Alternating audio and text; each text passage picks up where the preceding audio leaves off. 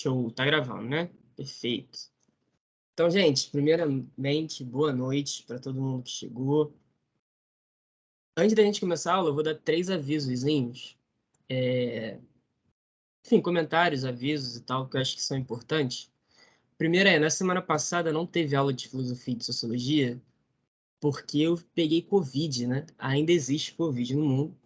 Então, mesmo vacinado, que bom que eu estava vacinado, porque os sintomas, apesar de eu ter tido sintomas de gripe e tal, ter ficado um pouco baqueado, foram, enfim, sintomas tranquilos, pude ficar em casa tranquilo. Então, fiquem atentos ao calendário de vacinação para tomar a próxima dose, todo mundo, isso é importante. Mas é isso, eu não podia ir lá para a universidade da aula, porque, enfim, né, tava de Covid, estava seguindo a minha quarentena aqui no meu quarto, esse incrível quarto aqui. Então, não tivemos aula na semana passada.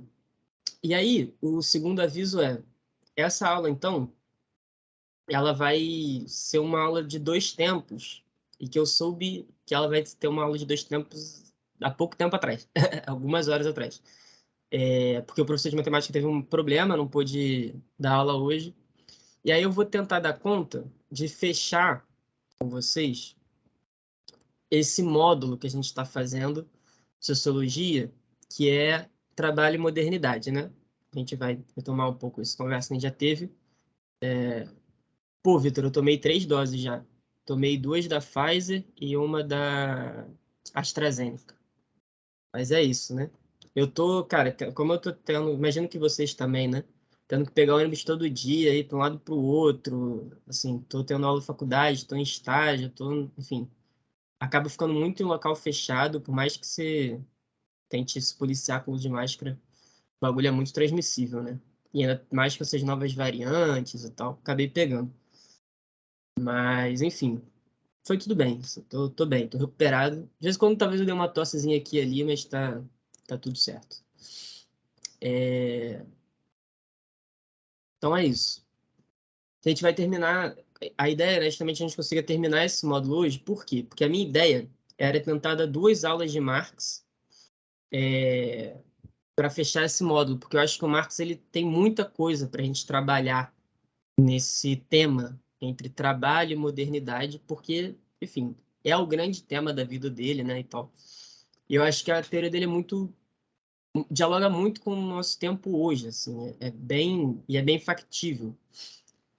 E aí, qual que foi a minha ideia? Eu falei, cara, semana que vem é recesso, na outra semana é recesso também, aí na outra aula, quando voltar, seria filosofia, aí a gente só pegaria filosofia, cara, daqui a 4 semanas. Sociologia, desculpa, a gente só pegaria daqui a 4 semanas. Então, falei, cara, para voltar os debates e tal, daqui a 4 semanas, assim, ninguém vai lembrar de nada, nem eu vou lembrar direito onde a gente tinha parado e tal. Então, eu tentei a minha ideia é juntar, tipo, 2 aulas em uma só. Acabou que deu certo, que a gente vai ter 2 tempos de aula, tá? Então, só que o finalzinho dela, a segunda metade dela, talvez ela fique um pouco mais embolada, eu já adianto isso, tentando ser honesto com vocês. Por quê? Porque eu soube dessa possibilidade há pouco tempo, então eu montei aqui de maneira um pouco rápida, assim, né? On demand, digamos assim. Então, já adiantando isso também. Mas eu vou tentar, enfim. Não entenderam? Qualquer pergunta, qualquer dúvida, pode falar que a gente tenta resolver. E um terceiro recado, que eu acho que eu não comentei com vocês, mas talvez quem já conseguiu ter a oportunidade de pegar as listas lá para fazer os exercícios, né, de filosofia e de sociologia, que estão lá no Drive, já deve ter percebido isso. As questões de sociologia, elas são um pouco diferentes das questões de filosofia. Em que sentido, né? Filosofia, a gente fica vendo vários autores, né? A gente viu filosofia antiga inteira já. E, no geral, as questões de filosofia são, tipo, cara, focadas no autor. Então, vai ter um texto de um autor, sei lá, do Aristóteles, falando sobre política no Aristóteles. Então, você vai ter que saber mais ou menos o que o Aristóteles falava sobre a política, né? E aí você vai conseguir resolver a questão, vai ter lá o texto de apoio, então isso já dá bastante auxílio, com interpretação de texto no geral você consegue responder, mas é importante saber aquele conteúdo específico e tal. Em sociologia, as questões são mais abertas, assim, né? Elas são mais... Cara, elas botam um tema ali e que você pode acabar resolvendo a partir de várias vários autores diferentes, assim, né? Então, esses conteúdos que a gente está vendo em cada módulo, né? O primeiro foi o que é a sociologia e os métodos sociológicos. Agora a gente está vendo esses métodos aplicados a trabalho, ao tema do trabalho dentro do capitalismo e tudo mais. Depois, a ideia é que a gente, na volta do recesso, veja um tema que acaba caindo bastante, que é movimentos sociais, luta por direitos civis e tal. Enfim, a gente vai ter outros temas, né? Eu acabo escolhendo autores que eu acho mais relevantes, tal, que abarcam ideias que não necessariamente precisam estar ali elaboradas por aquele autor. Então, a ideia é vocês se apropriarem menos do tipo, cara, o Marx disse tal coisa sobre alienação. O Weber disse tal coisa sobre o espírito do capitalismo. Assim, não é tanto essa decoreba, mas é tentar entender o que esses caras estão falando em termos de ideia, assim, o que nos leva a pensar, o que eles nos levam para refletir, porque aí a gente consegue usar isso também para, claro, né, para ler a nossa realidade, mas também para fazer as questões do Enem. Então, sei lá, né, vai ter uma questão, por exemplo, no Enem sobre a ética do trabalho ou a negação do ócio, né? Tipo, tem uma questão lá que eu coloquei para vocês na lista que está falando sobre, cara, a gente sai do trabalho, é um texto falando, a gente sai do trabalho e tal, tá na mesa de jantar, aí toca uma mensagem no WhatsApp, aí a gente já começa a ver a mensagem no WhatsApp que tá ligado com o trabalho, então a gente fica, né, a gente já perdeu o nosso jantar com a família e tá ali no trabalho 24 horas. Né? Então, isso está ligado com o quê? Isso está ligado com a negação do ócio, aquela ética do trabalho, isso o Weber nos coloca para pensar. Né? Então, é um pouco dessa dinâmica que vai cair mais nas questões de sociologia. Então, é mais isso que eu quero que vocês entendam e compreendam do que, de fato, uma certa decoreba de que cada autor que eu estou trabalhando aqui dialoga com esses temas, tá? Na sociologia é um pouco diferente, então, até por isso a abordagem é um pouco diferente também. Tamo junto? Show? Podemos começar a aula? Todo Sim, mundo? professor. Show. Então, gente, vamos lá. Né? Retomar aqui rapidinho coisa que eu já falei algumas vezes, então vocês já devem estar cansados de ouvir, mas é sempre bom repetir. Qual que é o nosso tema de estudo? Modernidade, né, e trabalho. E o que é a modernidade? É um período histórico caracterizado pelo surgimento e pela consolidação do capitalismo. Significa dizer que, né, que é o capitalismo em alguma medida? Ele traz para a gente a sociedade industrial e as suas questões. E nesse contexto, o trabalho passa a ser o principal fator de determinação social, que significa dizer que as relações de poder, a definição da ética, do que é moral, do que é bom, do que é ruim, a nossa educação, ela vai estar pautada pelas relações de trabalho. Né? Isso vai ser determinante. Sem entender o contexto da categoria do trabalho, a gente não vai entender essas outras coisas. Né? E aí, essa ciência moderna, né, focada nas relações sociais que nasce, que é a sociologia, um grande problema que os primeiros sociólogos vão tentar responder, e a gente tem visto com o Durkheim, com o Weber e agora com Marx, é qual é o motivo, o que fez com que, a partir do capitalismo, o trabalho passasse a ser essa categoria tão central e o que isso significa em termos de sociedade, né? Em termos das nossas vidas. Assim, então, relembrando, assim, né, o Weber vai falar, por exemplo, que, cara, o que fez isso daqui, essa transformação, foi a ética protestante, né? Com aquela ética do trabalho e tal.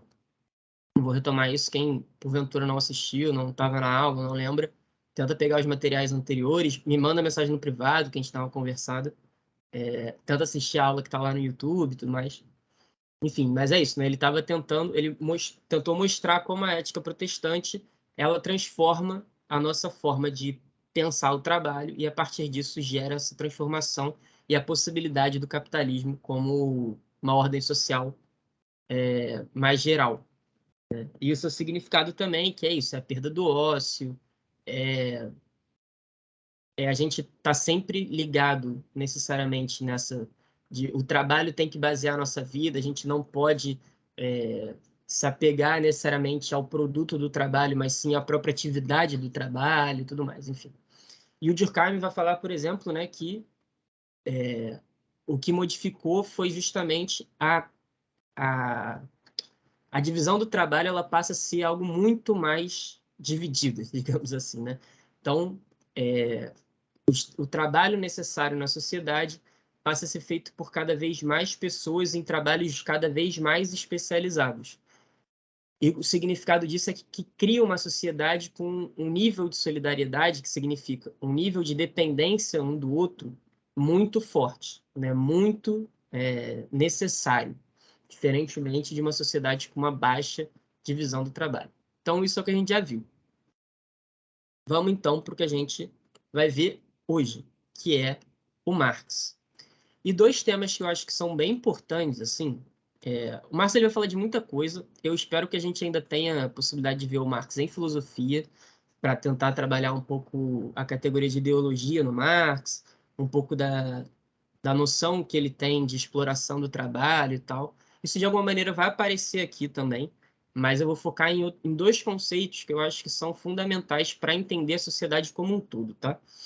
E especificamente essa relação trabalho, capitalismo e o seu significado, que são alienação e fetichismo. Então, vamos começar primeiro com o que ele chama de alienação, tá? Que vai estar altamente vinculado com isso daqui, que é a propriedade privada. Retomando, para quem não lembra, que a gente já viu lá naquela primeira aula de Marx, sobre o método, que a gente falou sobre o materialismo histórico e tudo mais, o que ele vai dizer, né? Ele vai dizer que, para a gente entender, né, uma sociedade, a gente tem que entender como que a propriedade dos meios de produção é distribuída socialmente. Então, o que significa isso? Meios de produção. É aquilo que a gente consegue usar para produzir algo para a nossa sobrevivência, né? Então, exemplo aqui, a terra, ferramentas de trabalho, como se a gente for falar de agricultura, a enxada, os instrumentos de arado, na nossa forma de produzir alimentos, agrotóxicos são meios de produção também, enfim, as sementes e tudo mais. Isso são meios de produção, né? Mas a gente pode falar do maquinário, por exemplo. A gente tem um celular aqui. Então, para produzir um celular, foi importante um maquinário, né? Foi importante tecnologia desenvolvida, e isso é meio de produção também. Tá? Então, como é que esses meios de produção são distribuídos na sociedade? Só assim a gente vai conseguir ter um primeiro momento para entender como os seres humanos garantem a sua própria vida, a manutenção das suas vidas, e a partir daí fazer um pouco dessa análise sociológica. Enfim, isso é o que a gente já tinha visto, tá? É o básico do básico lá do método do Marx. E aí, enfim, como é que ele vai, então, como é que a modernidade distribui esses meios de produção? Ele vai partir de uma coisa que é o direito moderno ou direito burguês. O que é o direito burguês, o direito moderno? É a forma do direito que nasce nas sociedades burguesas ou nas sociedades capitalistas, né? Que compartilham, então, de uma vida, os parâmetros burgueses. E o que o direito moderno vai dizer? Ele vai garantir a propriedade privada e o livre uso dessa propriedade por parte do proprietário. Ele vai dizer, cara, todo mundo tem direito, é um direito natural a ter uma propriedade. E não só ter uma propriedade, mas a fazer o uso que quiser dessa propriedade. Fica à vontade. Assim, né? Então, sei lá, porra, comprei um celular. Né? Eu fui lá, paguei o celular. Esse celular é uma propriedade minha. Cara, eu uso da forma que eu quiser. Se eu quiser tacar esse celular na parede, eu posso tacar. Se eu quiser, sei lá, usar ele só de despertador, fica à vontade. Se eu quiser ligar, que é uma coisa que ninguém mais faz, que bom, para alguém eu posso ligar. Né? Não tem nada que me impeça de usar o celular como eu quero, né? Porque é uma propriedade minha, certo? E aí, assim, é muito não é engraçado, né? Mas é importante a gente perceber como isso apresenta, assim. Se a gente pegar toda e qualquer constituição de um país, sei lá, capitalista, que seja nosso país é um país capitalista. Na nossa Constituição vai ter algum artigo lá dizendo mais ou menos isso, assim, né? Não sei exatamente qual, não pesquisei isso, mas tem lá, assim, é um direito constitucional você poder ter uma propriedade privada e fazer uso da forma que você quiser, né? E um lugar que eu acho que é mais interessante ainda a gente perceber isso é na Declaração Universal dos Direitos Humanos, né? A gente fica falando muito dessa aí e tal, direitos humanos, aí tem todo um debate que é super mal feito socialmente, que é, enfim, que ninguém nunca leu essa desgraça de direitos humanos, ninguém sabe o que está falando. Mas, assim, não sei quem já teve a oportunidade de ler os direitos humanos, né? Mas essa declaração tem lá, acho que 30 artigos, se não me engano, não lembro de cabeça a quantidade, mas são mais ou menos uns 30 artigos. E um deles, talvez o principal, ou um dos principais, é justamente lá. Todo ser humano tem direito à propriedade privada e fazer uso dela. Assim, né? Isso tá lá, é um direito humano. Então, tipo assim, independente de qualquer sociedade, isso é um direito humano, né?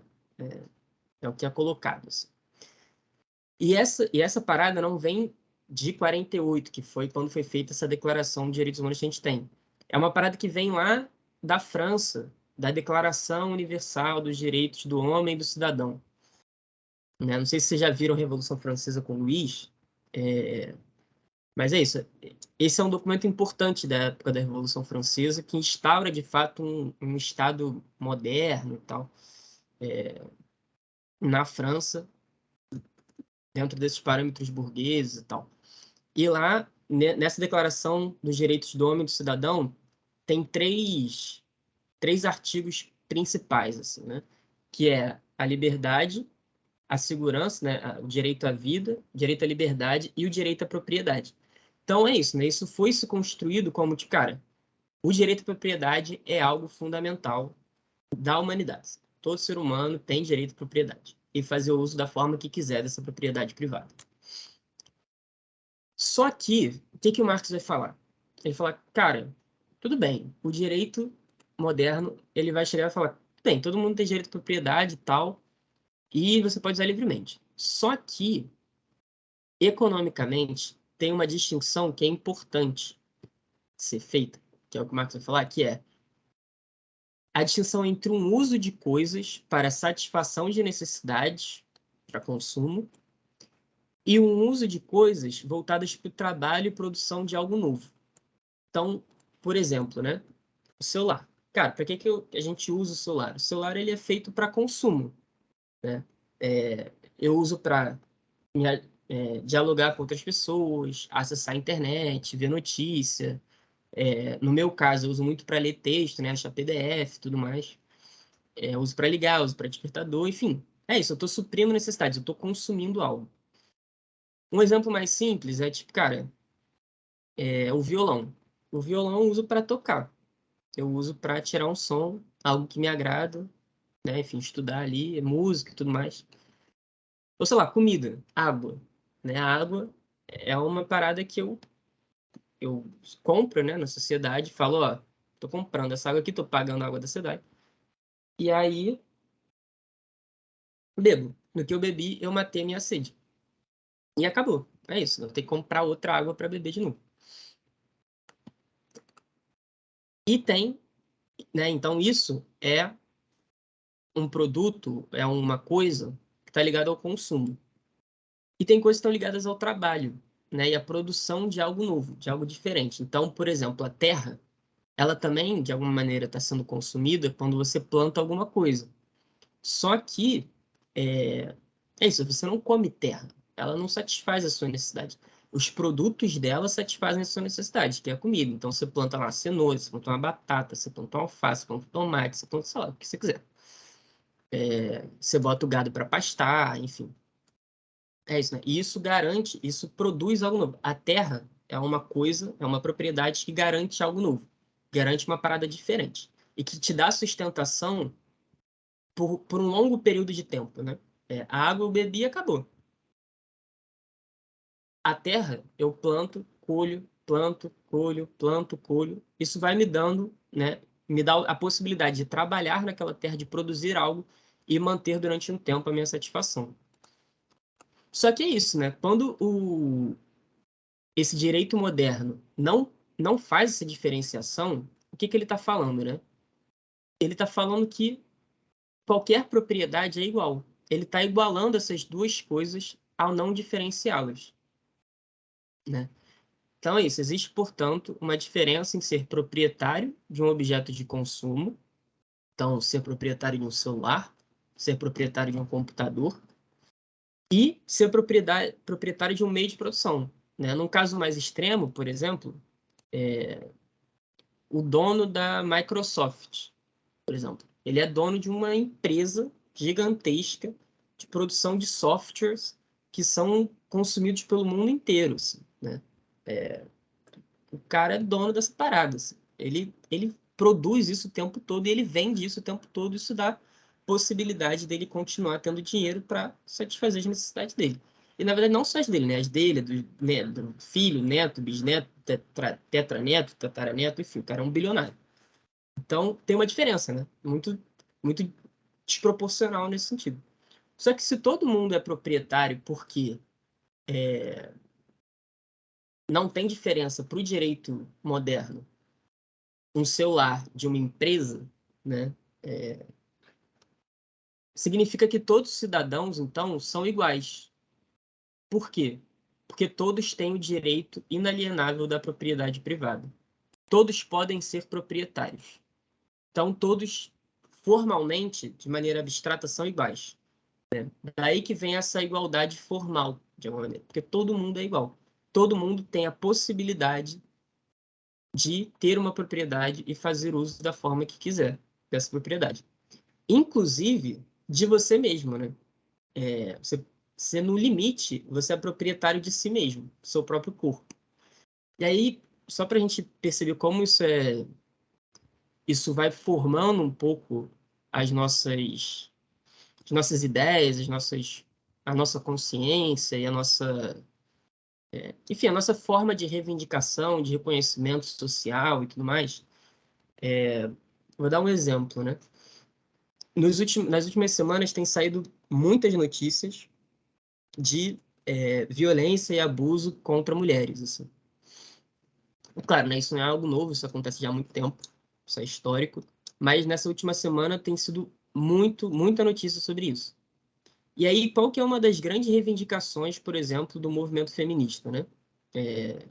Mulheres podem me corrigir, inclusive, se eu estiver falando uma besteira. Mas é meu corpo, minhas regras. O que isso significa, né? Cara, os homens têm a possibilidade de ter a propriedade sobre o seu próprio corpo. Ninguém viola essa propriedade. Eles podem usar essa propriedade da forma que eles quiserem. Se eles quiserem sair sem camisa na rua, eles saem, tipo assim, sem, né, ninguém encher o saco deles.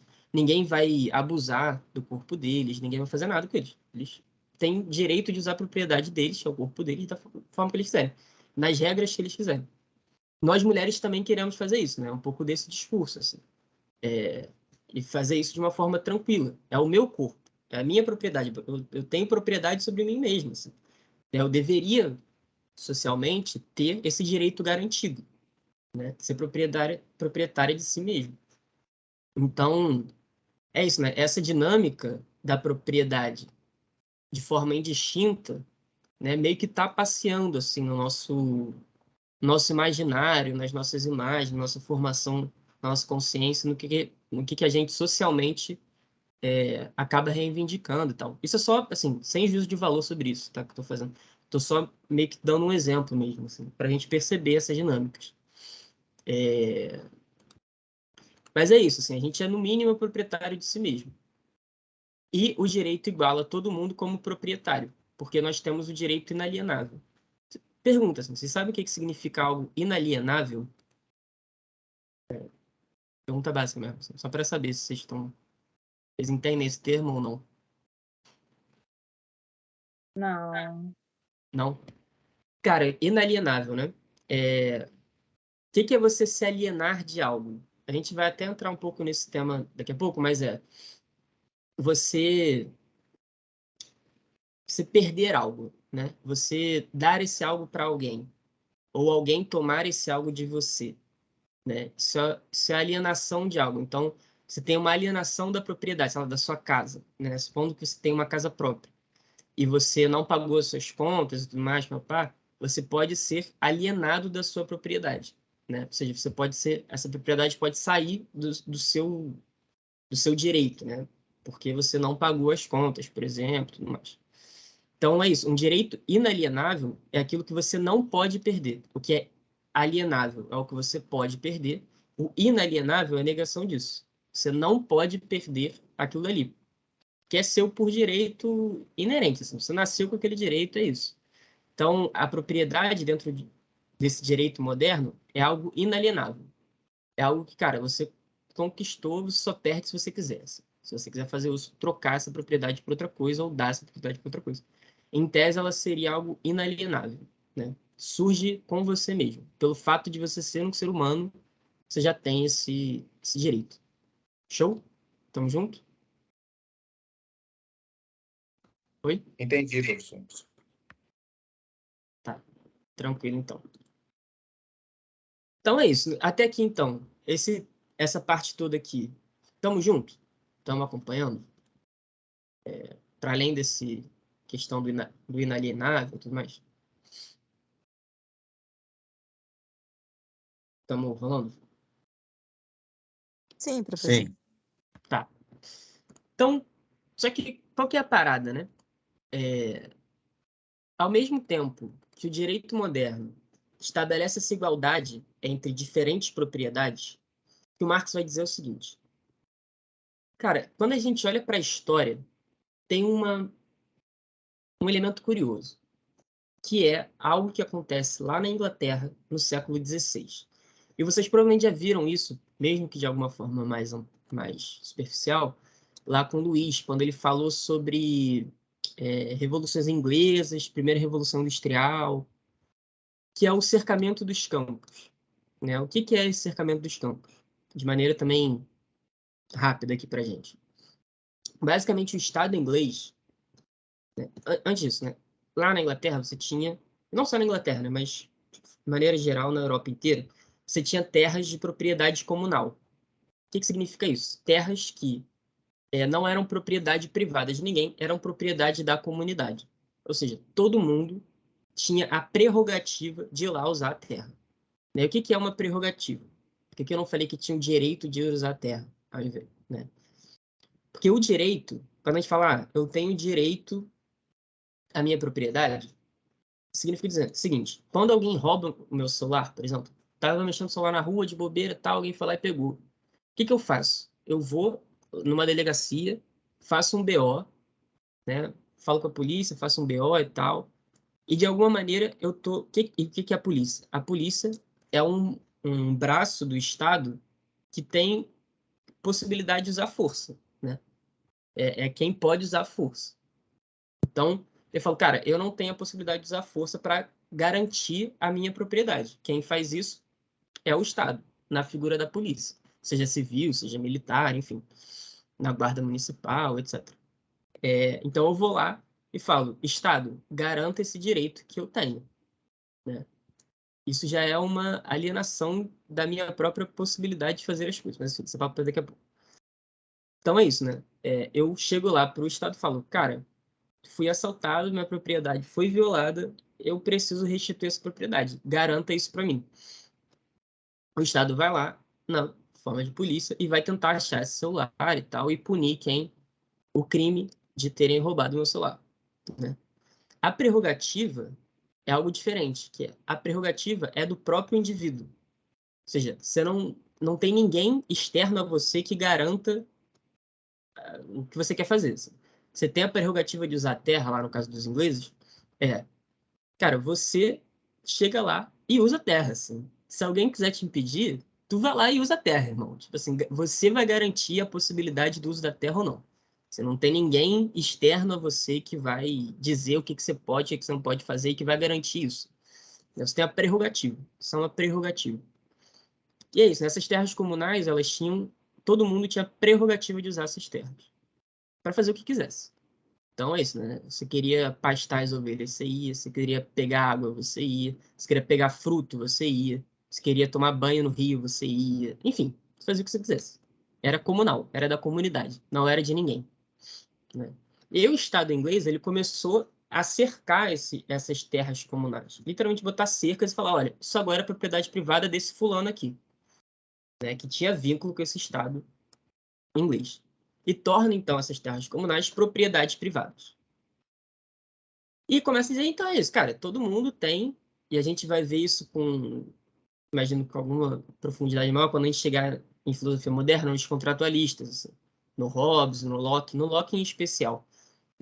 Ele vai defender, cara, todo mundo tem, é isso, tá lá escrito, todo mundo tem o direito natural de propriedade, que é fruto do trabalho, enfim, vai ter todo o papo dele lá que a gente vai chegar lá quando a gente ver filosofia, isso em filosofia. Mas o que o Estado vai falar é, tipo, cara, todo mundo tem direito de propriedade, e essa propriedade aqui agora não é de todo mundo, é desse fulano aqui. Essa outra que eu cerquei aqui também é desse outro fulano. E por aí vai. E o que isso gera, né? Isso gera uma concentração de uma propriedade dos meios de produção. Ou seja, a terra, né, que é um meio de produção, ela fica concentrada em poucas mãos, a partir da propriedade privada. O Marx vai chamar esse momento da história de, desculpa, de acumulação primitiva de capital, tá? Ou acumulação originária, enfim, tanto faz. É só para vocês saberem o nome. Mas, enfim. E isso vai criando, ao longo do tempo, uma condição completamente nova na produção da vida das pessoas, dos produtos do consumo das pessoas, né? Que é o tal mercado capitalista, né? Que volta e meia vocês escutam falando, não, porque o mercado vai se autorregular, porque o mercado isso, porque o mercado aquilo, papá. Então, o mercado nada mais é do que uma condição de produção e distribuição dos produtos necessários para a nossa vida. Seja do celular, do livro, do computador, da água, enfim, do violão, da comida, enfim, de tudo. Da vestimenta, da roupa, do armário, enfim, da luz, né? Da lâmpada, enfim. E o que é, então, esse mercado capitalista? Porque, primeira coisa, né? É falso, por exemplo, quem diz que o mercado começou com o capitalismo, por exemplo. Isso não é verdade. Você já tinha sociedades mercantis antes, então que faziam troca de mercadorias. E várias sociedades, né? Então, Roma tinha ali o seu grau de mercantilização, a Grécia Antiga, em especial ali em Atenas, era uma sociedade muito mercantilizada. Enfim, você tem vários episódios ao longo da história. O Egito tinha seu comércio, sociedades árabes tinham seu comércio bem avançado também, e tudo mais. Então, qual que é a diferença desse mercado pré-capitalista e do mercado capitalista? O mercado pré-capitalista, basicamente é o seguinte, cara, você chega lá, porque primeiro, né, você não tinha necessariamente essa propriedade privada dos meios de produção. Então, meio que quem tinha ali a condição de trabalhar e produzir algo e ganhar algum dinheiro com isso, produzia um excedente e vendia no mercado, né? Então, sei lá, vendia especiarias, vendia roupa, vendia bebidas, vendia, sei lá, o que quisesse. E aí chegava um outro fulano e falava, pô, quero comprar esse bagulho aí. E aí trocava mercadorias, né? Em um determinado momento, você começa a ter o dinheiro como, enfim, a possibilidade de troca, né? Sociedades que começam a ter um mercado muito avançado, começam, ao invés de trocar por escambo, né? Não sei se vocês já viram isso em história ou em geografia, sei lá.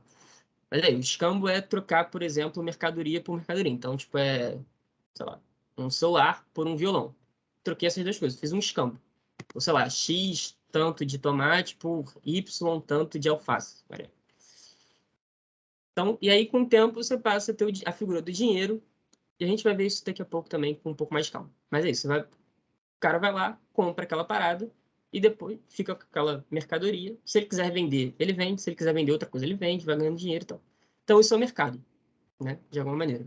Bem parecido com o mercado que a gente tem, tipo, quando a gente vai comprar alface, a gente vai no mercado lá no Hortifruti, né? Isso é o mercado. Só que, qual que é a grande peculiaridade do mercado capitalista? Além dessas mercadorias normais, desses produtos,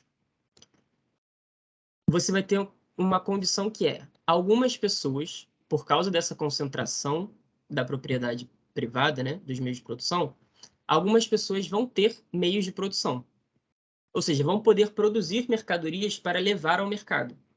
Vão poder produzir livro, alface, copo, sapato, violão, celular, enfim, para levar ao mercado e vender. Outras pessoas vão estar destituídas dos meios de produção, né? Ou seja, não vão ter essa condição de produzir algo. Elas vão ser proprietárias apenas de si mesmas e da força de trabalho. Tá? E esse é o ponto principal. Você vai ter pessoas que vão ser proprietárias apenas das suas forças, da sua força de trabalho. E lembrando, né? O direito iguala todas as formas de propriedade. Então, assim como no mercado pré-capitalista você troca um violão por um celular, no mercado capitalista você troca a sua força de trabalho por um salário. Você está trocando uma propriedade sua, que é a força de trabalho, por uma propriedade de outra pessoa, que é o dinheiro. Né? Então, significa dizer que seria uma troca entre proprietários. Entre alguém que vende sua força de trabalho por um salário e alguém que tem algum meio de produção. Porque, pô, pensa o seguinte, né? Sei lá, o cara... O exemplo mais basicão que aparece em todos os livros didáticos, né? Uma montadora de carros, por exemplo, a Ford. A Ford, cara, o dono da Ford, o senhor Ford, que eu não sei mais se está vivo, eu não lembro se está vivo, mas assim, deve ser alguém da família dele que, que ainda seja dono da Ford. Enfim, o Henry Ford, à época, quando criou a empresa dele, ele tinha um meio de produção, que é matéria-prima, maquinário, projeto de carro, enfim, né, toda a engenharia necessária e tudo mais. Só que ele precisava construir esses carros. Ele vai fazer sozinho? Não. Ele vai comprar a força de trabalho de outras pessoas. Né? E essas pessoas vão produzir uma porrada de carro para eles. Para o Henry Ford. E aí o Henry Ford vai para o mercado, vai jogar nas concessionárias e falar, ó, tô vendendo esses carros aqui e tal, vende aí, pá, não sei o quê. E vai receber o valor dessas mercadorias, que são os carros da Ford. Né? E quando ele recebe isso, ele paga, então, um valor pela força de trabalho desses trabalhadores que trabalharam para ele. Né?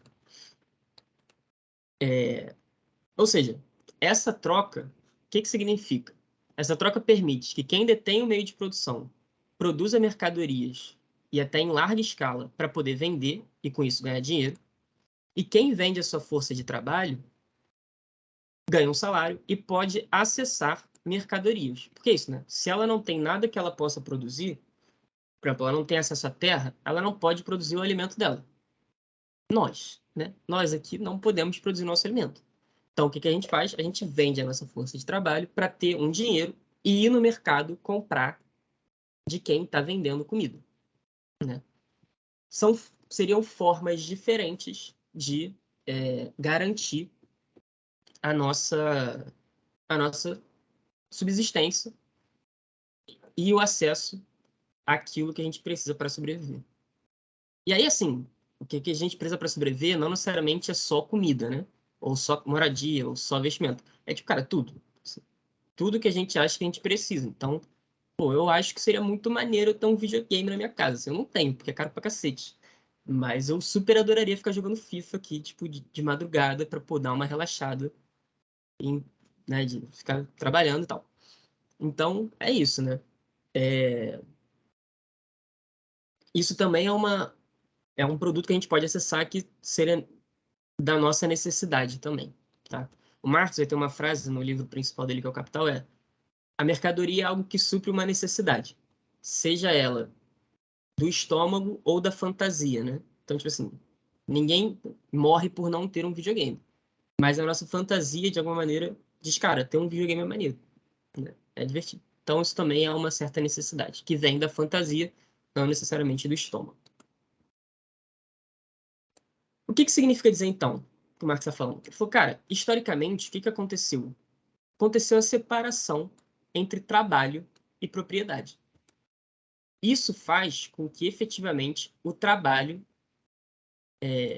seja o grande ponto nodal para a gente entender sociedades modernas, sociedades capitalistas. Porque não mais agora a gente vai... Que é isso, né? Antigamente, sei lá, pegaram uma sociedade feudal, por exemplo. Cara, os camponeses lá trabalhavam, produziam, plantavam, tal, trabalhavam na terra e tudo mais, papá, se alimentavam, ficavam satisfeitos e tal. E aí o excedente da produção ia para o senhor feudal, né?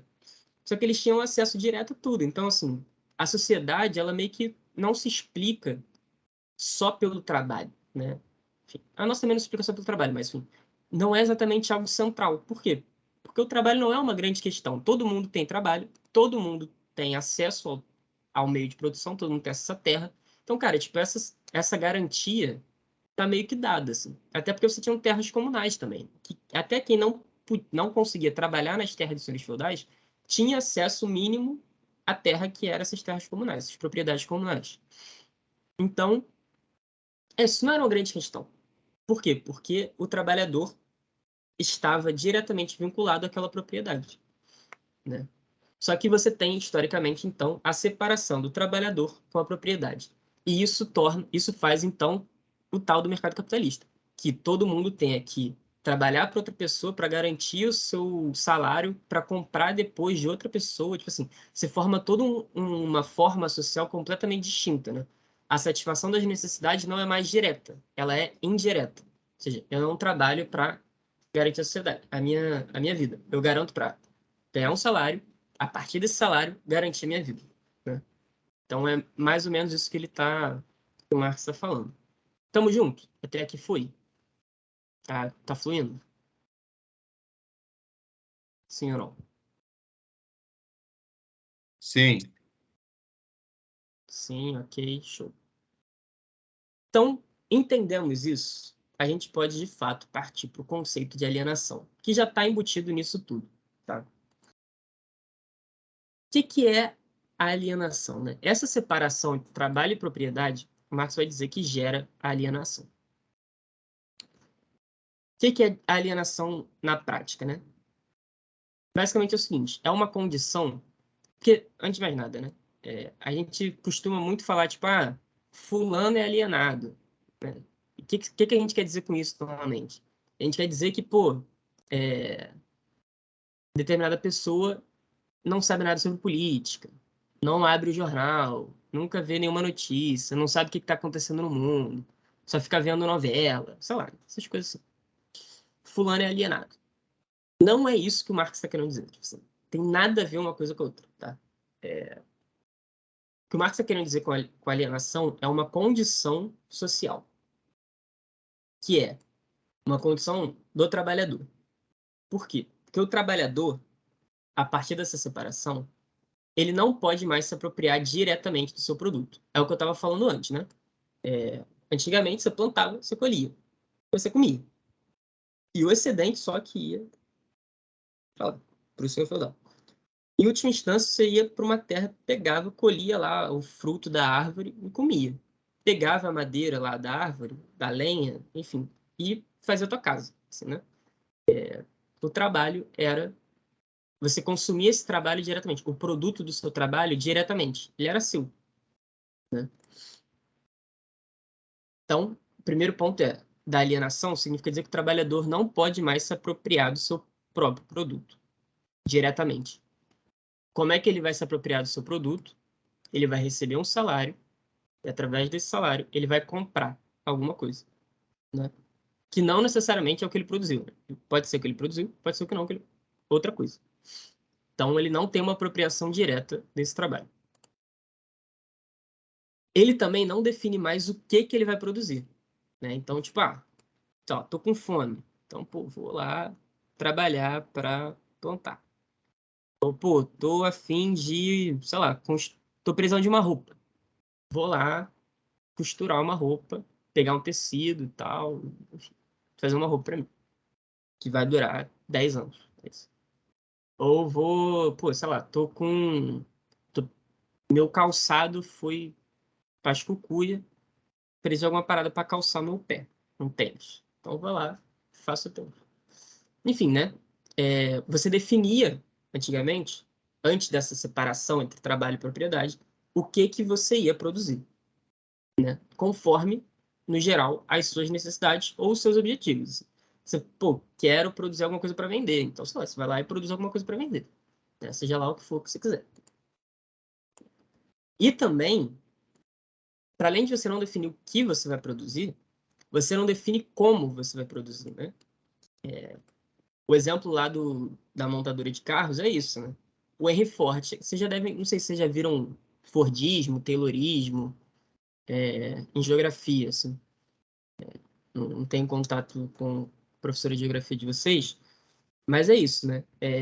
Você instituiu ali, a partir do Fordismo, a linha de montagem, né? Então, cara, já viram, né? Boa. Então vocês vão lembrar mais ou menos, assim. Tô falando de forma meio superficial, mas é isso.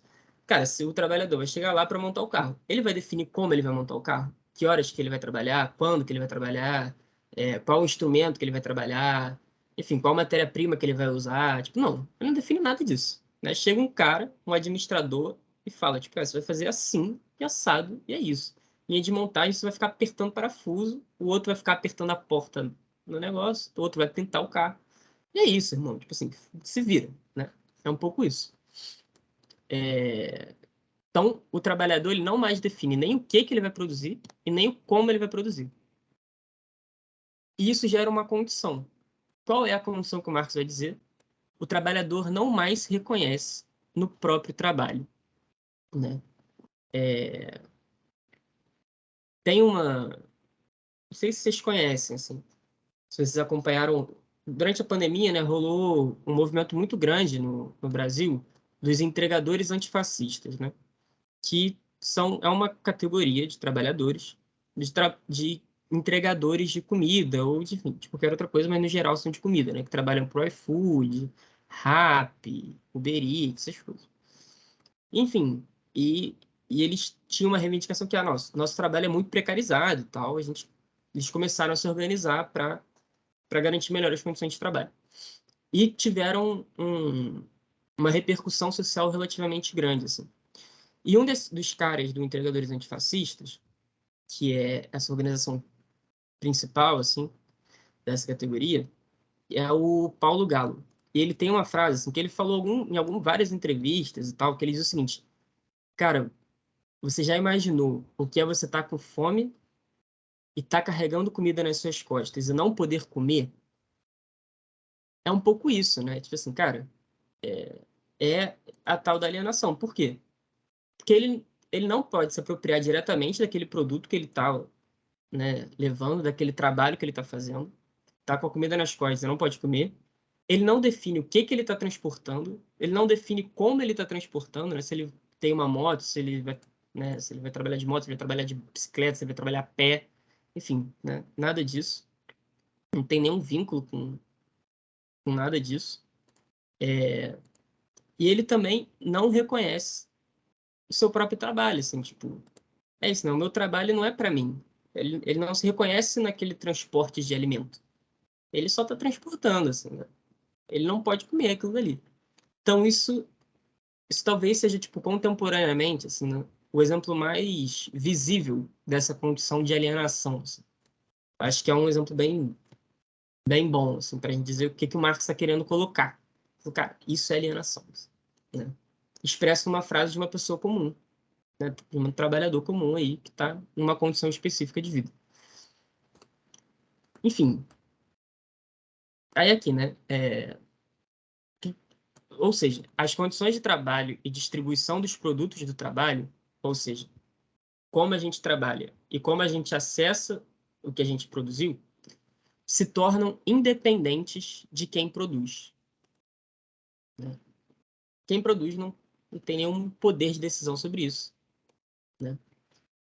E o que significa dizer que, e aí a grande parada da alienação, ao meu ver, o Marx vai dizer que ocorre uma inversão. Qual é a inversão? Ao invés dos produtores dominarem os seus produtos, são os produtos que dominam os seus produtores, né? Eu acho essa ideia muito foda, assim. Eu acho essa ideia muito boa. Que é isso, né? Vou dar um exemplo mais diferente, assim, para a gente tentar entender isso, né? Pô, me inscrevi para um desses colégios, assim, cursinhos, bem cursinho mesmo, né? Particular e tal. Não vou dar nomes para não me complicar aqui. Para trabalhar nesses cursinhos e tal, papapá. Aí olha a diferença, né? Nesses cursinhos, no geral, o que que você tem? Você tem... e eu falo isso porque eu estudei em um desses cursinhos, no meu terceiro ano.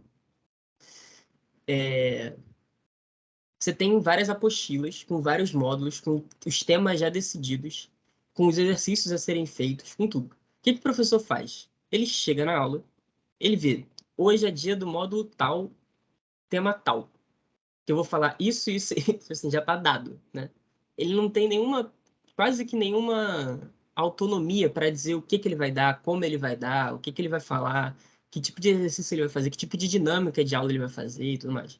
Diferentemente, por exemplo, aqui eu tenho total liberdade, assim, né? O PVC me dá total liberdade, PVC, o pré-vestibular comunitário, me dá total liberdade de, cara, monta o teu planejamento, monta tuas aulas, teus temas, assim, como você quer dar aquela aula e tudo mais, né? Ou seja, a aula que eu dou aqui, ela de alguma maneira tá ligada de fato com o meu produto, né? Aquilo que eu quero e tal, não sei o que eu acabo decidindo como professor. Num desses cursinhos, por exemplo, né, completamente apostilizados, eu não sou dono da minha aula, assim, né?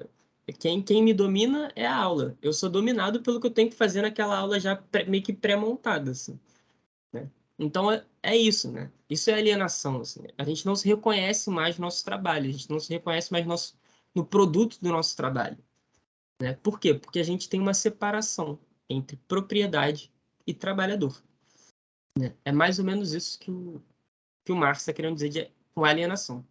Tamo junto? Fez sentido essa ideia para vocês? Tem sentido? Ou eu tô falando uma parada aqui, tipo, cara, tá viajando pra caralho. Eu entendi, professor. Show. Total. Tem alguém digitando aqui, vamos ver. Entendendo. Boa. Show. Então, gente, vamos tentar ler rapidinho como o Marx vai dizer isso, né? Que eu acabei de dizer para vocês. Eu separei 3 trechinhos aqui pra gente. Ele vai dizer o seguinte, né? Então vamos lá. Quanto mais o trabalhador se desgasta trabalhando, tanto mais poderoso se torna o mundo objetivo, alheio que ele cria diante de si. Tanto mais pobre se torna ele mesmo, seu mundo interior, e tanto menos o trabalhador pertence a si próprio. Então, o que que ele está dizendo, né? Vamos por partes. Quanto mais o trabalhador se desgasta trabalhando, ou seja, quanto ele mais usa a sua força de trabalho, mais poderoso se torna o mundo objetivo alheio que ele cria diante de si. Qual é esse mundo objetivo que ele cria diante de si? Os produtos do trabalho dele, né? Então, no meu caso, seria a aula que eu dou, caso eu passe. Que se tudo der certo, gente, eu quero muito passar. Quero muito trabalhar num lugar que paga, porque, pô, esses lugares pagam bem, tá ligado? Pô, gostaria. Enfim, fechado esse parênteses. Mas é isso, né? O mundo seria objetivo, que eu crio diante de mim, seria essa aula, que eu crio através do meu trabalho. Mas, sei lá, no caso da montadora de carro, seria o carro. Seria um carro da Ford, por exemplo, né? E é isso, ele se torna poderoso por quê? Porque é ele que domina, é ele que diz como ele mesmo vai ser feito, né? Eu não monto a aula, meu vínculo não é com a aula, meu vínculo é com como essa aula diz que eu tenho que dar ela.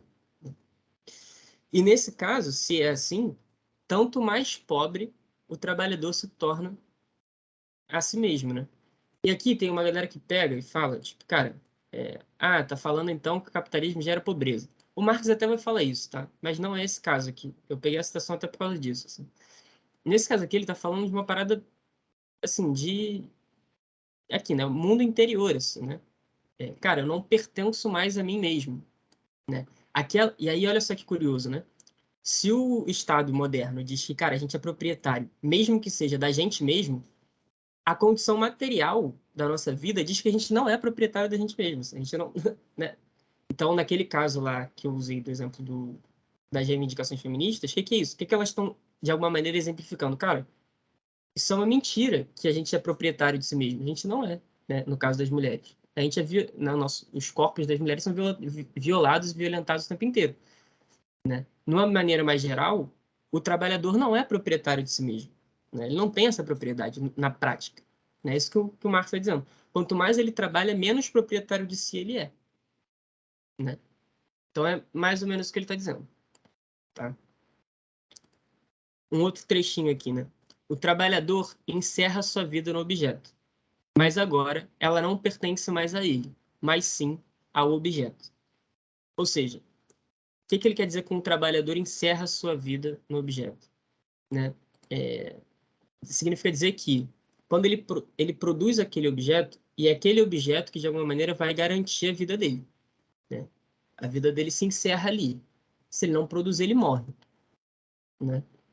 Só que agora, a vida que se encerra nesse objeto não pertence mais a ele mesmo, mas sim ao próprio objeto, à própria dinâmica do trabalho, né? Ele é submetido a uma dinâmica de trabalho, que não mais...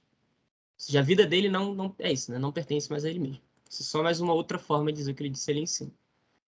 E aqui é uma que eu gosto bastante, assim, que é, primeiro, né, quando ele está falando, ele está de alguma maneira definindo aqui o que é alienação. Então, primeiro, o trabalho é externo ao trabalhador. Isto é, não pertence ao seu ser. Ele não se afirma, portanto, em seu trabalho, mas nega-se nele. Não se sente bem, mas infeliz. Não desenvolve nenhuma energia física e espiritual livre, mas mortifica sua physis e arruína o seu espírito. Ou seja, de novo, né? Trabalho é externo ao trabalhador. Ou seja, ele não é definido por ele, não é ele que define como vai ser, o que ele vai produzir, como ele vai se apropriar daquele objeto, né? Nada. Ele é externo. Não pertence ao seu ser. E se não pertence a ele, o trabalhador nunca vai se afirmar nesse trabalho. Então, o exemplo da aula, né? Num cursinho, por exemplo, é isso, né? Eu nunca vou me afirmar numa aula, porque não fui eu que dei aquela aula. Assim. Eu só trabalhei ali, mas assim, eu não consigo me afirmar, a minha subjetividade, né, não está naquela aula. Assim. Minha subjetividade vai estar em outro lugar, mas não naquela aula, porque aquela aula acabou com a minha subjetividade. Eu não pude ter produção própria nenhuma, né? Então eu não me afirmo naquela aula, por exemplo. Então, se eu não me afirmo nessa aula, nesse meu trabalho, eu começo a me negar nesse trabalho, né? Não me representa aquele trabalho. Eu não me vejo nesse trabalho. Esse trabalho me nega, o que faz com que uma pessoa não se sinta bem, se sinta infeliz, né? Aqui ele fala de uma forma um pouco mais lúdica, né? Então, tipo, não desenvolve nenhuma energia física e espiritual livre, né? Mortifica sua física, ou seja, sua natureza. Você morre, você vai morrendo aos poucos, a sua natureza vai morrendo aos poucos, porque você não desenvolve nenhuma vontade, né? Nenhuma energia física para ir trabalhar e tal. Isso arruína o seu espírito, né? Ou seja, esse espírito aqui não é necessariamente o espírito cristão, né? Mas está ligado a um espírito, sentido mais lúdico da parada mesmo. Tem alguém levantando a mão. Gente, se quiser levantar a mão e só, ao invés de levantar a mão, abrir o microfone, pode ficar tranquilo, tá? Mas quem é que levantou a mão aí? Eu, só para tirar uma dúvida, esse processo todo exemplificando, é no curso que você não desenvolve nada, que já vem todo apostilado, que causa toda essa decorrência negativa do trabalho. Isso, exato, exato. Mas, e aí é o importante, né? O Marx vai dizer que isso é histórico, né? Isso não é assim porque, sei lá, aconteceu. Isso é um processo histórico, né? Que tem data, que tem surgimento, que tem processos e tal, que foi acontecendo, que foi se elaborando. E o que possibilitou isso? A diferenciação entre trabalhador e propriedade. Então, no caso, né, dessa aula, cara, eu não sou proprietário do cursinho, assim, né? Então, como é que eu acesso as pessoas, os alunos que eu daria aula ali? Através da escola. Essa escola não é propriedade minha, né? Ou seja, a aula também não é propriedade minha. Então é isso. O produto do meu trabalho não é mais meu. Eu estou vendendo para outra coisa, pessoa. E essa pessoa, como tem de fato o poder e que é quem vai pagar o salário para poder garantir a minha vida, para acessar as coisas no mercado, comprar, sei lá, comida, pagar as contas, enfim, pagar minha cervejinha, né? Enfim, para poder viver. Enfim, ele que tem poder, né? Ele que define as coisas. É a propriedade que vai definir. Então seria isso. Mas é isso que o Marx está querendo dizer, que isso é histórico, né? Isso é uma condição histórica, material e histórica, a partir de um tipo de relação de trabalho, né? Que não foi assim desde sempre, mas que tem o seu momento, que é o capitalismo, tá? Então aqui, né? Ele continua. Não, foi? Entendeu? Tranquilo? Respondi? Pergunta? Respondeu sim, entendi. Show. Então, continuando aqui, né? O seu trabalho não é, portanto, voluntário, mas é forçado, né? Trabalho obrigatório. Então é isso, né? Pô, a palavra voluntário aqui também não é necessariamente eu quero ir lá trabalhar. Tipo assim, tô feliz, vou trabalhar, assim, né? Mas é tipo, não parte de uma ideia, de um objetivo próprio daquela pessoa, daquele trabalhador. Mas assim, a gente pode usar até num sentido mais leviano de voluntário, assim. A diferença, né, entre a aula que eu dou aqui e a aula que eu daria num desses cursinhos particulares, por exemplo, né? Meu trabalho não seria voluntário. Eu não escolheria como fazer. Seria um trabalho forçado, um trabalho obrigatório. Tanto obrigatório, porque se eu não trabalhar, eu não como, então eu sou obrigado pela própria condição material a ir trabalhar, desse determinado modelo, como também obrigatório pela forma como eu tenho que trabalhar, né? E aí essa parte eu acho, cara, muito boa, que é a sua estranheza, ou seja, essa, esse estranhamento, essa alienação que o trabalhador tem com o seu próprio trabalho, se evidencia aqui de forma tão pura que tão logo inexista coerção física ou outra qualquer, foge do trabalho como uma peste. Cara, eu não sei quem daí já trabalha ou já trabalhou, enfim. Mas, cara, quem nunca tá trabalhando, tá, porra, tá, não sei o quê, 8 horas por dia, pá, às vezes mais, aí tu tá, tipo, com 6 horas, tu chega pro teu colega de trabalho e fala, aí, mané, quanto tempo falta para acabar o trabalho? Tá ligado? É isso, né? Tipo, a gente querendo fugir, porque esse trabalho é ruim, é chato, é burocrático, a gente faz porque a gente precisa, a gente não faz porque a gente quer, né? Então, assim, a gente não se reconhece naquele trabalho, a gente foge daquele trabalho, né? Num trecho mais para frente, o Márcio vai falar algo do tipo, o trabalhador, ele passa a se reconhecer somente fora do trabalho, não mais na sua atividade que é a mais necessária do mundo, assim. Que desde que o ser humano é ser humano, ele trabalhou, né? Porque é isso, a gente, para viver, a gente precisa trabalhar. A gente precisa garantir comida, garantir casa, moradia, vestimento, enfim, tudo mais. E, cara, a gente chegou num momento tal que a gente só se reconhece fora do trabalho, que é a nossa atividade mais primária. A gente quer fugir do trabalho, a gente não quer trabalhar. Porque nunca acordou segunda-feira de manhã pra ir pro trabalho e falou, caraca, chovendo, pô, aquela chuvinha, friozinho, você tá ali no cobertor, pá, falou, caraca, puta, eu vou ter que trabalhar, caraca, eu gostaria muito de não ir. A gente vai por quê? Porque a gente tem uma coerção. Qual é a coerção? A necessidade econômica de ganhar a vida, né? Então é isso. Show! Entendemos a alienação? Fez sentido? Tudo certo? Podemos passar para o próximo tema? Tópico. Sim. Show. Então tá, bora lá. O próximo é um pouco mais confuso, mais complicado, e foi a parte que eu montei um pouco em cima da hora. Então, inclusive, não tem nem um. Eu não consegui nem separar trechos para a gente ler, que nem eu fiz ali com a alienação. Porque, enfim, né? Preparar esses trechos significa, pô, ler uma penca de página e tal, não sei o quê. Separar quais são os trechos que talvez digam mais, de forma mais explícita ali o que a gente está trabalhando. Enfim, que seja melhor para a gente ler, que, enfim, né? Então, não consegui fazer isso. Montei essa parte mais recentemente, mas nessas últimas horas aqui. Então, não tem esse trechozinho para a gente ler. Mas vamos tentar caminhar aqui. Fetismo, né? Para a gente chegar nesse fetismo, a gente tem A propriedade. Desculpa, Não tem Flávia. problema, não. Não tem problema, não. É sua propriedade. Show, boa, boa, é isso. Não, mas enfim, né? Eu acho que é importante, acho que seria uma parada que é isso, eu gosto de fazer isso, né? Vocês já perceberam que eu acho que é um momento importante do processo educativo criar um pouco dessa autonomia de leitura, né?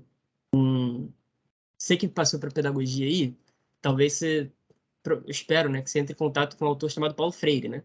Que é, para mim, o principal autor sobre educação no Brasil e tal.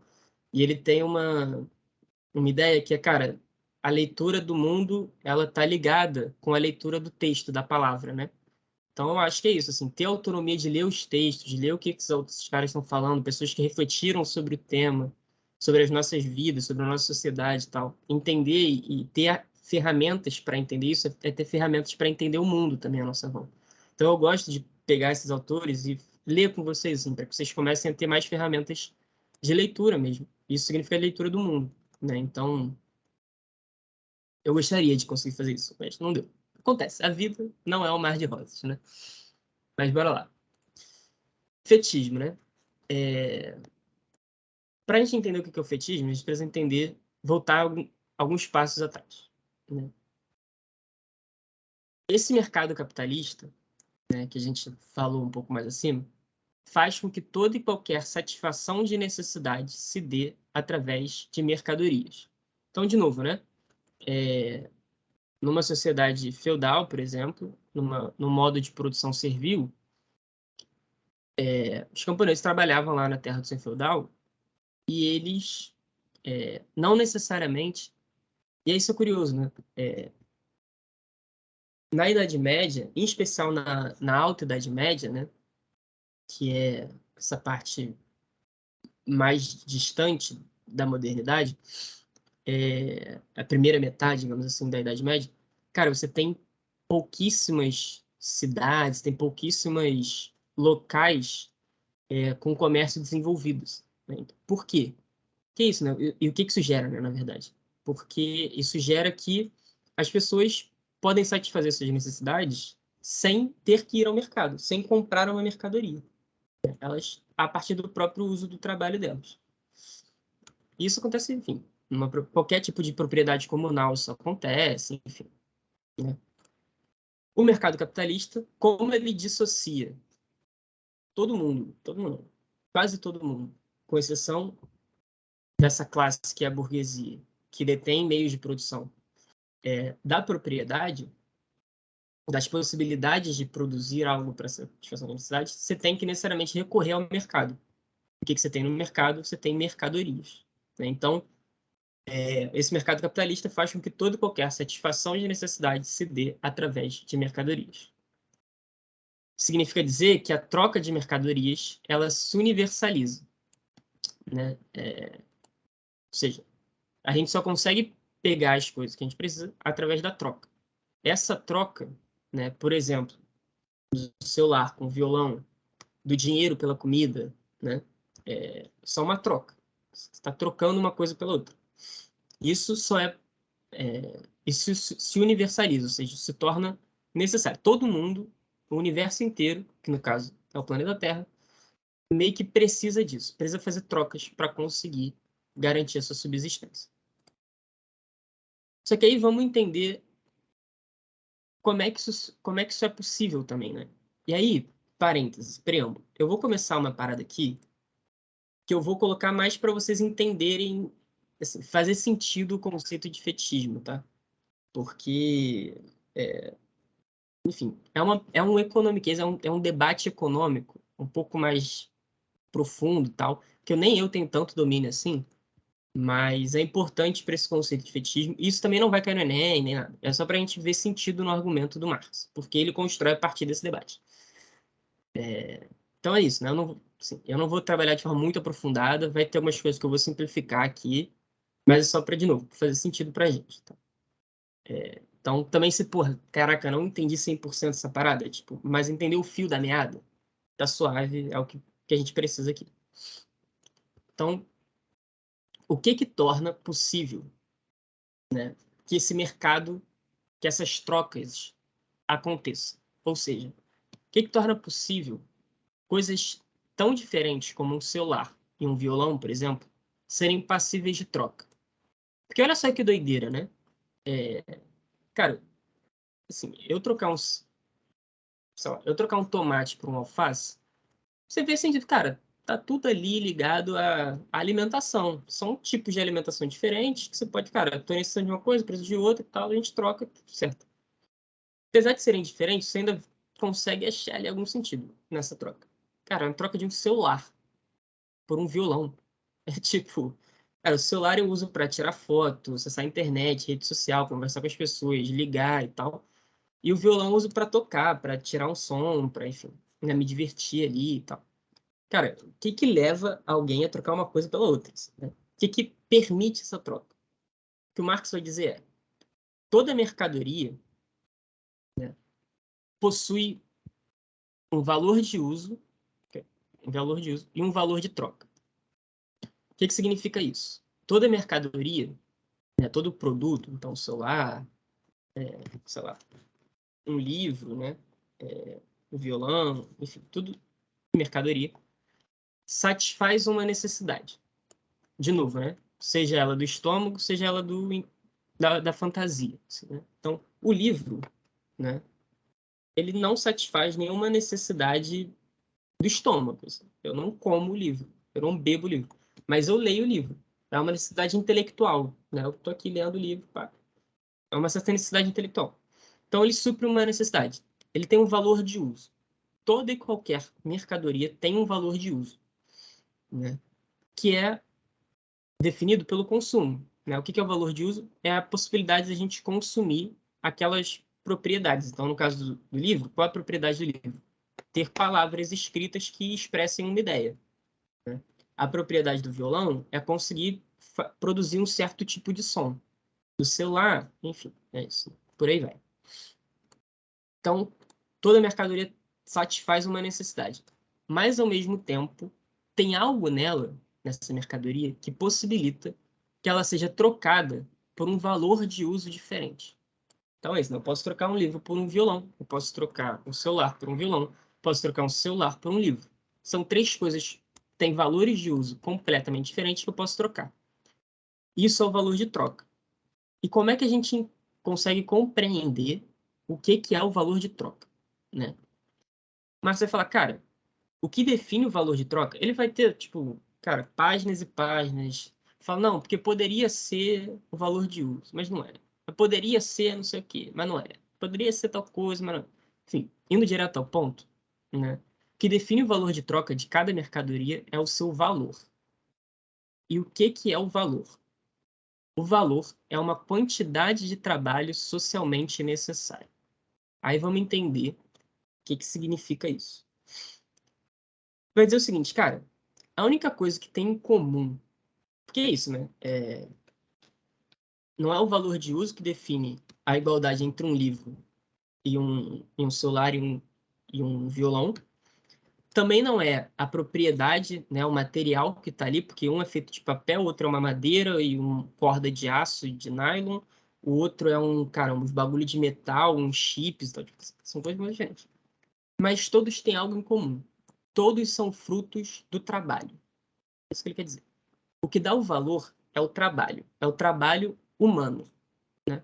Então, teve alguém que, pô, nesse livro aqui, tem um autor chamado Georges Grespan, que ele, pô, estudou, pensou uma ideia, falou, escreveu, reescreveu, releu, falou, pô, agora tem uma ideia boa e tal, não sei o que, tal, tal, tal.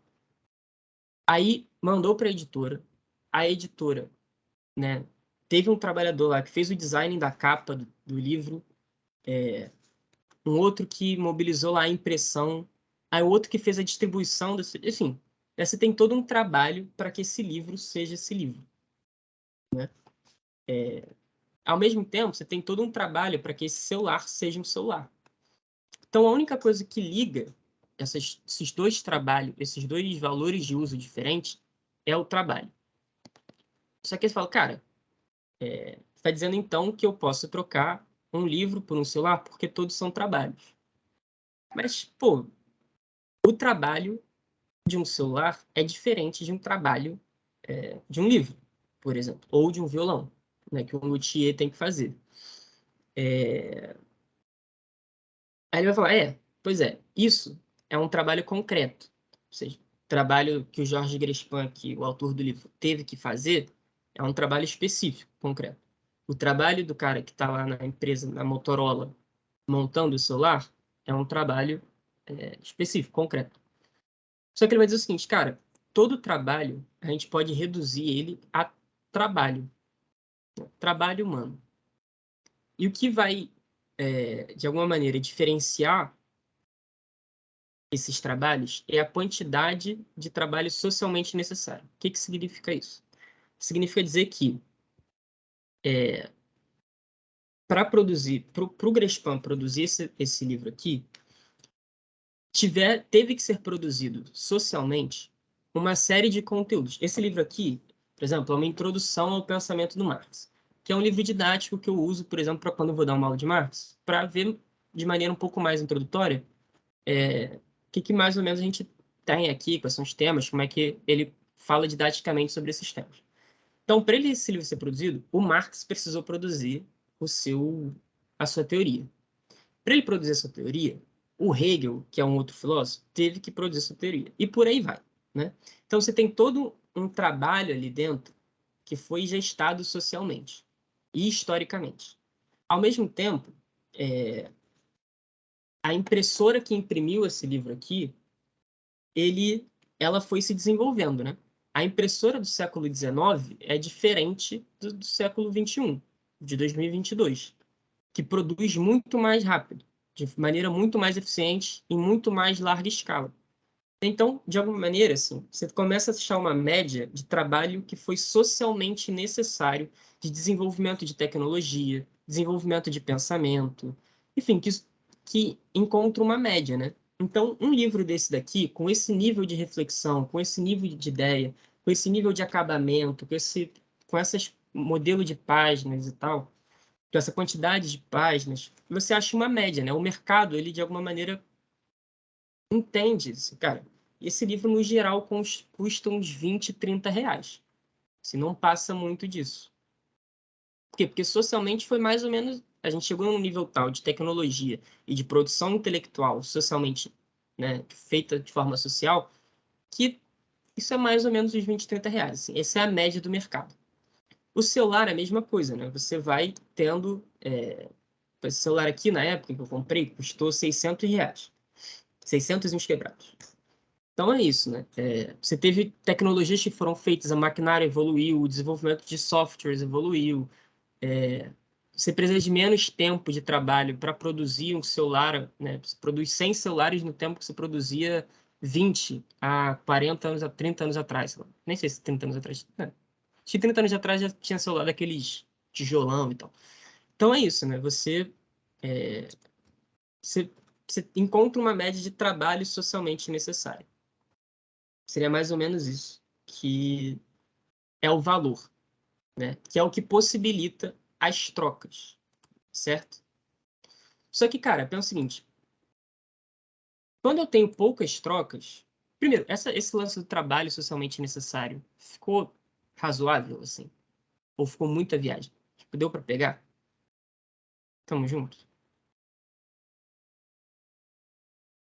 Meu Deus, sim. Deu? Tá. Se alguém não entender, por favor, assim, pode perguntar. Então é isso, né? Então, o que faz com que cada mercadoria seja trocável, digamos assim, é que ela satisfaz uma necessidade e que ela tem quantidade de trabalho socialmente necessário em cada uma delas, que é o seu valor. Aqui, só para facilitar, tá? Não é isso. Mas entende valor como preço. O preço, né, no limite, o Marx vai falar, é a expressão desse valor. Só que isso não significa que ele é o valor. Então, né, no momento de inflação, no momento de mais instabilidade, enfim, esse preço pode variar, não necessariamente artigos de luxo, por exemplo, né, que não tem lá exatamente uma quantidade de trabalho muito grande necessária, mas você tem ali, enfim, você tem variações que tornam o preço mais caro. Mas, enfim, para a gente, vamos fingir que valor é preço só para ficar viável, assim. Então é isso, você tem um preço. Então você sabe que, putz, eu consigo trocar, sei lá, usar o exemplo do violão. O violão, quando eu comprei, foi 550, esse celular aqui foi 600 e uns quebrados. Então, cara, o preço é mais ou menos o mesmo, ou seja, você tem uma equivalência ali de quantidade socialmente necessária de trabalho para esses dois produtos. Então eu consigo trocar, né? Só que, porra, antigamente você não tinha dinheiro, né? Você não tinha essa figura do dinheiro. Você trocava, você fazia escambo, né? Então trocava, sei lá, tomate para alface, por exemplo. Enfim. Só que quando essas trocas começam a ficar muito grandes, você começa a ter que achar um equivalente para essas diferentes mercadorias tão distintas entre si, que é o dinheiro, né? Hoje, o dinheiro é o tal do papel moeda, né? Aquela cédula que a gente tem. Há um tempo atrás, já foi o ouro, moedas de ouro. Foi a prata. De algumas sociedades era tipo cabeça de gado, enfim. É isso, né? O mercado, quando ele se universaliza, quando ele tem muita troca, ele começa a usar o dinheiro como equivalente universal, né? Então, é daí que surge o preço, inclusive, né? Que é essa expressão desse valor. O que significa... Vamos pensar, tipo, uma parada assim, né? Quando você tem muitas trocas e você só acessa tudo pelas trocas, o que você tem acesso? Você diz o seguinte, cara, esse papel vale, né, sei lá, essa quantidade X de papel, sei lá, R$ 600, vale um celular. Então é isso, né? Você está dizendo, você começa a colocar poderes, né? Você começa a colocar coisas que não são necessariamente daquele bagulho, né? Ou seja, daquela coisa, tipo o dinheiro, você começa a colocar certos atributos, né? Certos poderes, assim, nessas coisas. E e é exatamente isso que é o fetichismo. Assim. O fetichismo é projetar coisas, nas coisas, características que não são necessariamente delas, mas são da própria sociedade capitalista. Então é isso, né? O dinheiro, né, no nosso caso, cara, é um papel moeda. É um papel timbrado com marca d'água, com um tamanho específico, com uma cor específica. É isso que ele é. Só que ele começa a ter um poder, né? A gente começa a dar um poder para ele, né? É ele que dá o poder na nossa sociedade. Assim, é isso, né? Então, tipo, a gente começa, por exemplo, esse celular, ele passa a ser, fala, cara, é um celular, o celular vale por si mesmo, assim, né? O celular existiu, o celular existe por si mesmo, assim. Não, por que eu penso isso? Que eu nem sequer sei, lembro, penso que para que essa desgraça seja produzida, cara, precisou de um avanço de tecnologia fudido, precisou de trabalho, gente trabalhando pra caramba, em sei lá que condições, eu não faço a menor condição, menor ideia da condição de vida e do trabalho das pessoas que trabalharam nesse celular.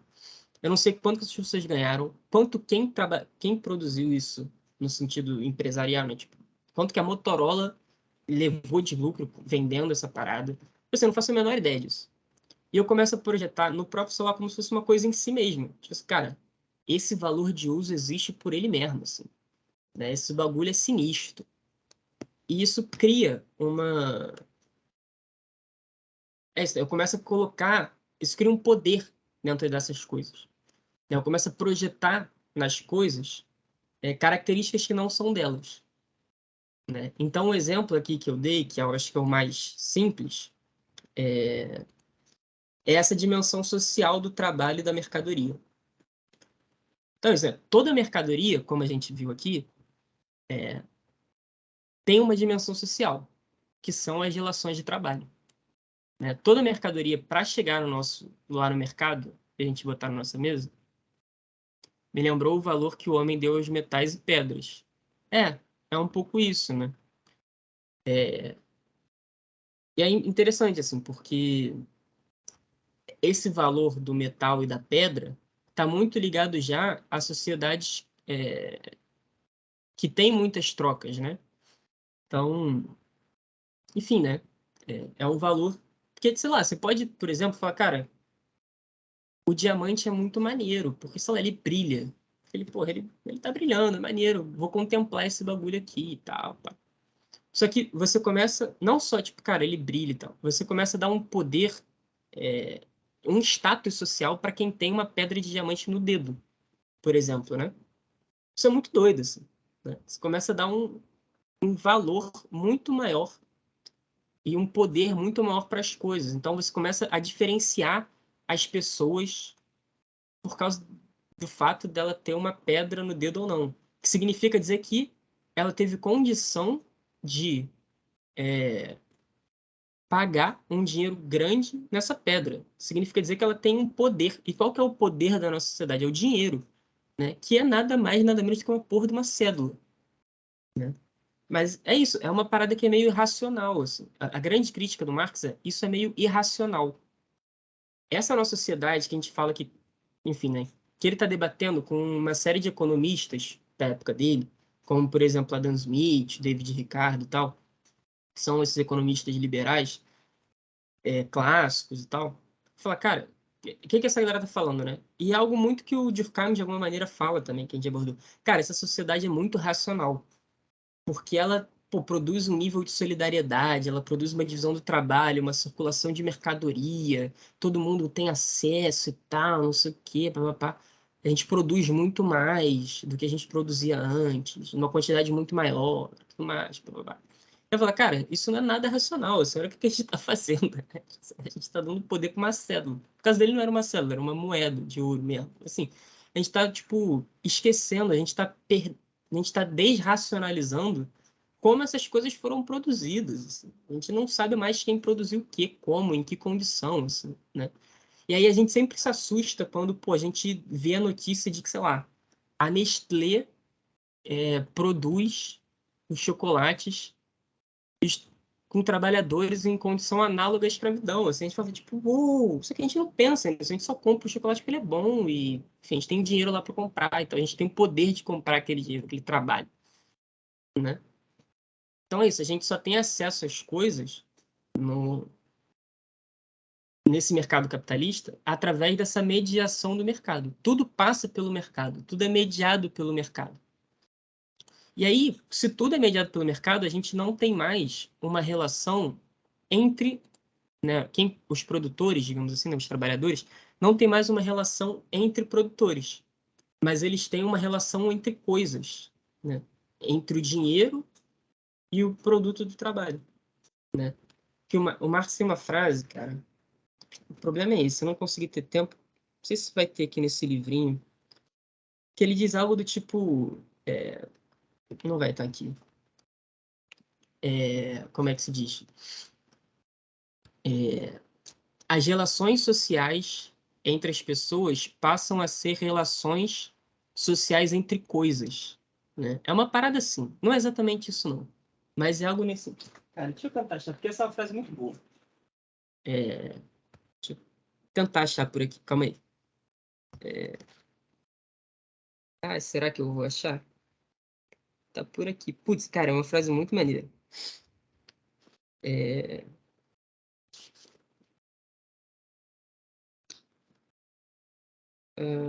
Pá, pá, pá, pá. Cara, eu não vou achar. Putz. Esse é o problema, viu? Valéria, que eu queria ter, porque essa é uma frase que eu colocaria, por exemplo. A tal da coisificação, exatamente isso. A coisificação ou reificação, né? Caraca, não vou achar, gente. Perdão, não vou conseguir achar. Mas é isso, assim, né? Você começa a ter relações, as relações das pessoas são transformadas em relação entre coisas, né? Então é isso, a gente assume que as coisas que a gente troca têm valor por si mesmo. As relações sociais não se apresentam como vínculo entre pessoas, mas sim como vínculo entre coisas, né? Então, gente, é isso. Tamo junto. Fez sentido? Acho que foi maneiro, assim. Rolou? Deu para entender? Ou ficou confuso? Não, deu sim.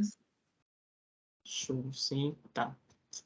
Gente, era mais ou menos isso que eu tinha para hoje. Eu acho que a gente ainda vai conseguir ver Marx falar de outras coisas, por exemplo, ideologia, mais-valia, né, que é um conceito muito famoso do Marx também, que é o que dá o fundamento para ele falar de uma exploração do trabalho e tudo mais. Isso a gente não conseguiu ver aqui.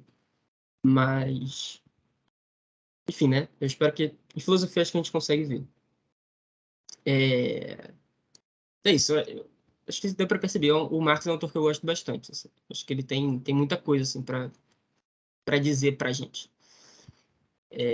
Mas é isso, gente. Então, é isso. Obrigado pela atenção. Passei 5 minutinhos dos dois tempos. 5 minutos, pô, costumo passar bem mais. 5 minutos tão bem. Espero que vocês tenham aproveitado. Sexta-feira tem a última aula, depois é recesso. Então, gente, aproveitem o recesso, assim. Realmente descansem e tal. Usem isso para descansar, porque é importante, assim. Não fiquem nessa de, pô, tem que estudar, né? Aquele lance do estuda enquanto eles dormem. Essas paradas. Cara, dorme enquanto eles dormem também, por favor. Né? Descansem. Se for possível, se for viável, aí sim, pô, pega, faz uma parada aqui, outra ali, só para não perder também muito o pique. Mas faz numa parada mais leve, assim. Tentem aproveitar um pouco esse descanso. E é isso, gente. Boa noite para vocês. Obrigado, aproveitem. Qualquer dúvida, qualquer questão, podem me chamar no privado, que eu vou responder. Valeu, gente. Vocês também Valeu, fiquem bem. professor. Obrigada. Bom descanso. Vocês também. Até mais. Vou parar a gravação aqui.